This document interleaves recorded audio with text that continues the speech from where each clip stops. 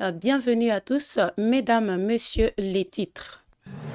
L'accord de paix en RDC est un échec avec seulement 23% des engagements exécutés, laissant les populations civiles dans une situation humanitaire critique. Les États-Unis pressent Kinshasa et Kigali à agir. Plus de 200 morts suite à l'éboulement. La situation reste dramatique au nord Kivu à Kasasa. Les opérations de fouilles continuent avec de moyens rudimentaires.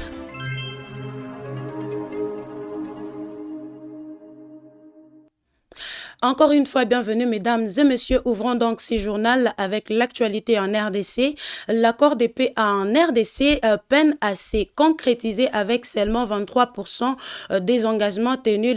Les populations civiles en souffrent avec les États-Unis qui appellent Kinshasa et Kigali à passer à l'action pour protéger les civils et relancer le processus à suivre. Les résultats sont satisfaisants pour la République démocratique du Congo après la signature de l'accord de paix. Pour les rapports d'évaluation publiés mardi 3 mars à Kinshasa par le baromètre des accords de paix en Afrique, le taux d'exécution des engagements plafonne à 23%, laisse la population civile dans une situation humanitaire critique. Les États-Unis renforcent donc la pression diplomatique sur les deux capitales, Kinshasa et Kigali. Il est demandé à la RDC de renforcer les opérations qui sont ciblées contre les FDLR et au Rwanda d'amorcer la levée progressive de mesures offensives à la frontière. Il est donc recommandé aux deux parties de relancer sans délai les réunions de mécanismes de suivi. Sur une échelle de 10, les priorités essentielles comme la protection des civils, l'aide aux nécessités et le retour des déplacés affichent une note très médiocre de 2,5 sur 10. Les rapports indiquent que les conflits restent ancrés malgré les engagements pris sous les guides des États-Unis. Certains obstacles majeurs freinent les escalades. Le combat se poursuit dans plusieurs secteurs de l'Est du pays. La diplomatie est, elle, la seule lueur d'espoir. Bien que les terrains stagnent, le rapport note cependant des avancées significatives dans les chancelleries. On remarque que pour les baromètres des accords de paix en Afrique, les efforts diplomatiques ne suffiront pas à changer la donne pour les populations du Nord Kivu et de l'Uturi. Les rapports incluent qu'il n'est plus tant de déclarations mais des responsabilités de chaque acteur pour transformer les écrits de ces documents en réalité palpable. Au Nord Kivu, la situation est de plus en plus dramatique à Kasasa. L'éboulement a fait plus de 200 morts, principalement des créateurs artisanaux et des petits commerçants. Les équipes de secours sont sur place. Détails dans ces reportages. Un nouveau drame a frappé les mines de Kasasa, situées à Rubaya, dans la province du Nord Kivu. C'est mardi 3 mars 2026. Un important éboulement a coûté la vie de plus de 200 personnes, à majorité des créateurs artisanaux et des vendeurs installés aux abords du site. Les recherches se poursuivent dans des conditions très éprouvantes avec des équipements limités. Les secouristes tentent encore de retrouver des éventuels survivants, mais l'espoir s'amenuise au fil des heures. La plupart des victimes exploitaient artisanalement le coltan, un minerai stratégique utilisé dans la fabrication des appareils électroniques. Ils travaillaient sans protection adéquate lorsque la terre s'est brusquement effondrée. Des commerçants qui approvisionnaient les mineurs en nourriture et en produits de première nécessité figurent parmi les disparus. Ce drame survient moins de 2 mois après des précédents effondrements sur le même site le 28 février 2026 qui avait déjà causé la mort de plus de 400 personnes. Malgré cette catastrophe, l'activité minière avait repris faute d'alternatives économiques pour de nombreux jeunes confrontés au chômage et à la pauvreté. Bien que conscients des dangers, beaucoup de créateurs poursuivent leurs activités pour subvenir à leurs besoins et à ceux de leur famille. La zone minière de Rubaya est contrôlée par les M23, un mouvement rebelle que le Rwanda est accusé de soutenir. Ce contexte sécuritaire complique régulièrement les activités minières et l'application des normes de sécurité. De son côté, le gouvernement de la République démocratique du Congo dénonce l'exploitation illégale de ressources minières et appelle à des mesures urgentes pour sécuriser les sites et protéger les populations locales. Les autorités provinciales ainsi que les organisations de la société civile réclament également la fin de l'exploitation anarchique et un encadrement plus strict du secteur. Toujours au Nord Kivu, plus de 200 civils tués et 200 000 déplacés dans les violences armées à Massissi. Le groupe armé M23, ADF et FDLR sont pointés du doigt pour les attaques et pillages contre les civils. L'ONG Badilika lance un cri d'alarme face à cette crise humanitaire et demande des actions concrètes aux autorités gouvernementales.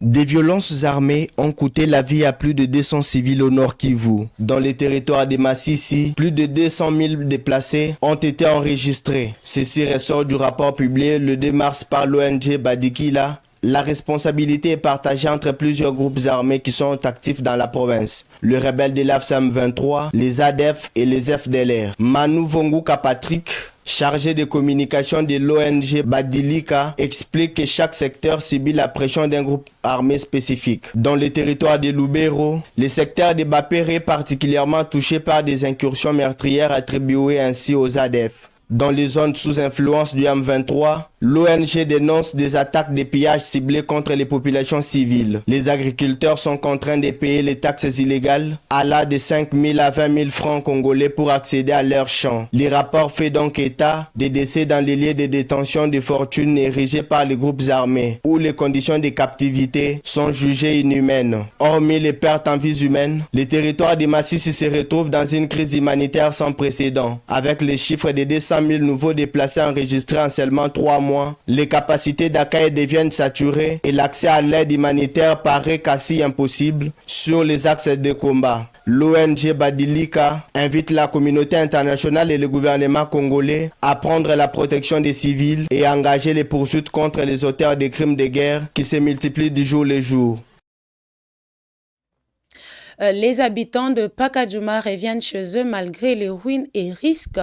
Après les déguerpissements en février, ils refusent de retourner au site de relocalisation d'Ensélé, jugé invivable. Ils réclament un relogement digne et sécurisé. Suivez.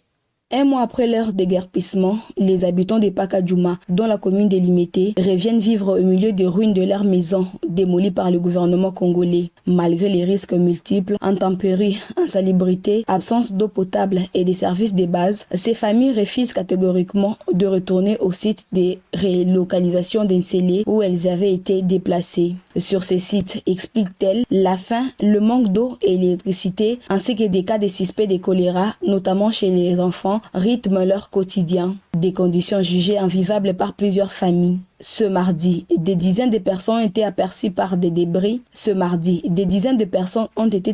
Parmi les débris de tôles brûlées et les gravés. Certaines transportent des objets récupérés et d'autres fouillent les sols à la recherche de matériel réutilisable. Les sites totalement détruits portent encore les stigmas d'un délogement brutal. Une habitante affirme avoir perdu ses 3 nouveaux-nés à la suite des inondations survenues sur ces terrains devenus inhabitables, faute d'abri adéquat. Pour rappel, la démolition de Pakadjouma intervenue le 10 février dernier avait provoqué manifestations, affrontements et barricades plongeant Limité dans un climat de vive tension. Plusieurs voix dénoncent l'absence de mesures d'accompagnement adaptées face à l'urgence humanitaire. Aujourd'hui, les familles se trouvent face à un choix douloureux. Rester sur un site dévasté et exposé aux tempéries ou retourner dans un centre de relocalisation qu'elles estiment non vivable. Entre espoir d'être entendues et crainte d'une nouvelle expulsion, ces victimes réclament un relogement digne dans des conditions humaines et sécurisées.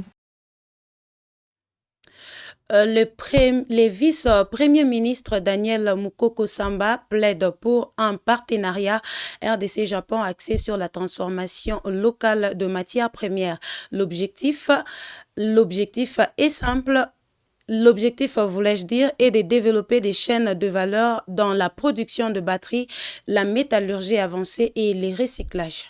Le vice-premier ministre et ministre de l'économie nationale, Daniel Mukoko Samba, a plaidé ce mardi 3 mars pour que le forum d'affaires RDC-Japon marque le point de départ d'un véritable partenariat industriel entre les deux pays. Organisée à Kinshasa, cette rencontre a mis l'accent sur la transformation locale des matières premières. Pour les ministres, l'enjeu est clair. La transformation doit primer sur les simples extractions afin de générer davantage de valeur ajoutée pour l'économie congolaise. L'objectif affiché est de développer des chaînes de valeur autour de la production de batteries, de promouvoir la transformation minière à forte valeur ajoutée, de renforcer des zones économiques spéciales industrielles, mais aussi d'encourager des partenariats technologiques dans la métallurgie avancée et les recyclages. Le vice-premier ministre a rappelé que la RDC et le Japon entretiennent des relations économiques de longue date, soulignant que le Japon figure parmi les partenaires commerciaux majeurs du pays. Il a également mis en avant la complémentarité entre les deux nations, l'excellence technologique et industrielle japonaise d'un côté et de l'autre, les vastes ressources minérales et potentiels hydrauliques exceptionnels de la République démocratique du Congo. Ces forums, organisés par le gouvernement japonais, visent ainsi à explorer et promouvoir les opportunités d'investissement en RDC tout en renforçant une coopération économique durable et mutuelle bénéfique. Et pour finir, dans le monde, le commerce est fortement perturbé. Plus de 200 navires sont bloqués dans le détroit de Dormouz en raison des escalades militaires au Moyen-Orient, un corridor stratégique pour le pétrole et les gaz mondial, aujourd'hui sous haute tension. Carrefour stratégique entre le golfe Persique et la mer d'Arabie, le détroit d'Ormuz est aujourd'hui paralysé. Des centaines de conteneurs et pétroliers attendent de pouvoir traverser ces couloirs maritimes par lesquels transite une part essentielle du pétrole mondial. À l'origine de cette crise, la montée des tensions militaires opposant Israël et les groupes armés soutenus par l'Iran dans un contexte régional déjà fragile depuis la guerre de Gaza. Les frappes, menaces de représailles et risques d'attaque contre des navires commerciaux ont poussé plusieurs compagnies maritimes à suspendre temporairement leur traversée. Conséquence, les pétroles, les gaz, mais aussi les céréales et les produits pharmaceutiques voient leur délai d'acheminement rallongé. Les marchés financiers réagissent, les prix fluctuent et les États importateurs redoutent une nouvelle vague d'inflation. Les experts rappellent que le détroit d'Ormuz présente un point névralgique du commerce international. Toute perturbation prolongée dans cette zone peut avoir des répercussions directes sur l'économie du monde entier. Alors que les appels à des escalades se multiplient, l'avenir du commerce mondial dépend désormais de l'évolution du conflit régional aux conséquences planétaires. Merci de nous avoir suivis, mesdames, messieurs. L'actualité se poursuit demain avec Hélène Ngala. Portez-vous bien et à très bientôt.